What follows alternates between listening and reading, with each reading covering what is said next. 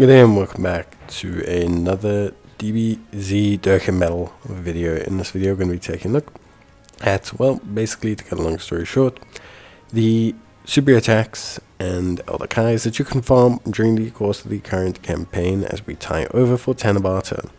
So the first event we'll take a look at is the Pepe Gals event. This one honestly doesn't have anything you can farm. Ribrianna is Super Ribrianna and cannot be used for any other Ribrianna cards, which is a bit of a shame always if you think about it.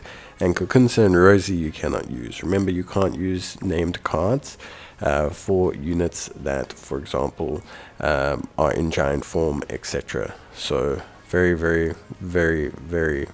much so. When we take a look at everything else, when we take a look at the, other events, we have the Zamasu event. Obviously, this one allows us to farm an SSR Zamasu, which is really good. He can be used for any Zamasu character, but he cannot be used for a fused or super Zamasu. So that is one little bit of a shame. So you're not going to be able to use him for things like the merged LR Zamasu, but you are still going to be able to use him for the majority of other Zamasus, int, AGL, strength, etc. Then we come to the future event. This has for us a Trunks Future Teen. This character is not so important because we can farm the Prime Battle variant of him, but we can farm much easier a Super Saiyan version of Trunks, and this is Super Saiyan Trunks Future. Please remember the naming conventions with Trunks can be a bit confusing, but Super Saiyan Trunks Future is not the same as Super Saiyan Trunks Future Teen, which is him when he comes back. In the Cell Saga, Super Saiyan Trunks Future is your DB Super Trunks mainly, and a lot of them here, Tech, Int, the LR, you can get some levels in, so it's all fairly good. Just avoid Super Saiyan 2 Trunks, and some of those Android Cell Saga or movie Trunkses won't be able to count as well, generally speaking. The next event that we'll be able to take a look at is going to be the Blood Ruby event. This one is not anything too special, but it does give you access to a Goku Youth who can become a Goku and a Raleigh.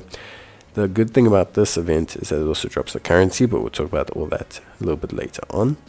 The Goku Youth can be used for both the physical and AGL Goku Youths, both of whom are very good, and I highly suggest that you farm the super attack for them. There's a bunch of other Goku Youths, but please bear in mind that Goku Youth Giant Ape will not be able to use this Goku, so you're going to have to keep that under wraps.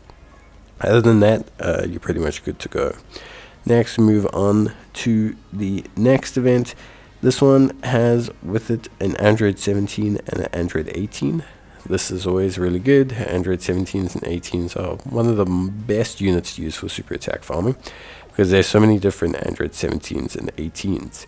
The only variations you have to keep an eye out for are like Android 17, 18 Future and any units like Hellfighter 17, which obviously you won't be able to take out and utilize. So that's one of them. Obviously, then next we move on to this event. It has with us a Kale and a Caulifla, and then we also have an event with a Ultra Instinct Goku, Ultimate Gohan, and some pretty good units. Kale and Caulifla, the nice thing is you can awaken them to Super Saiyan, so you can actually cover a lot of different versions of Kale and Caulifla, but both of them are just very good in the respect of the fact that there's multiple variant forms. Obviously, remember, any duo card you can't increase the level of. Then we come to this event, which features with the Goku. Nothing too crazy, there's better Gokus to use, but this is the only Goku that goes the Ultra Instinct Goku. So there are certain units that you can cover with that. The Tech Alar is one of them. The Int base unit as well is one of them.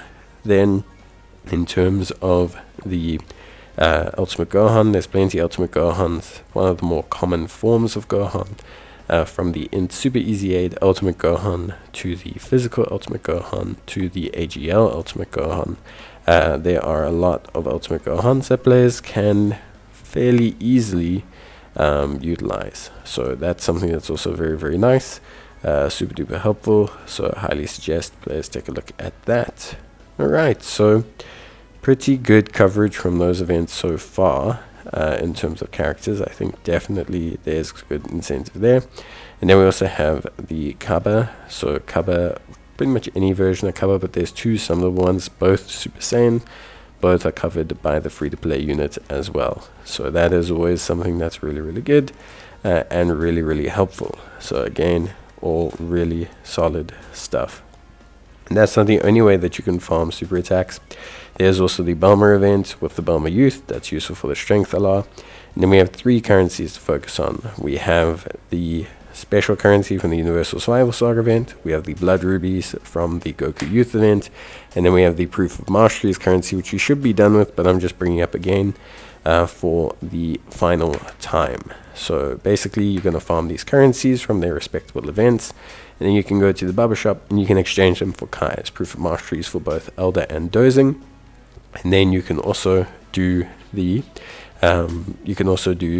Blood Rubies for 2 Kais, and then you can do the Universal Survival Saga currency for 2 Kais. Sorry, 2 Kais for Universal Survival Saga, and then gets 3 Kais for the Blood Rubies. So pretty good stuff there. Aside from that, that is basically it. Honestly, really, really solid. I think for the most part, most players will find it to be really, really, really awesome stuff. I'm, for one, super duper impressed with the amount of options that we have, and it's a good time to farm up some Elder Kais and super attacks right now. So yeah,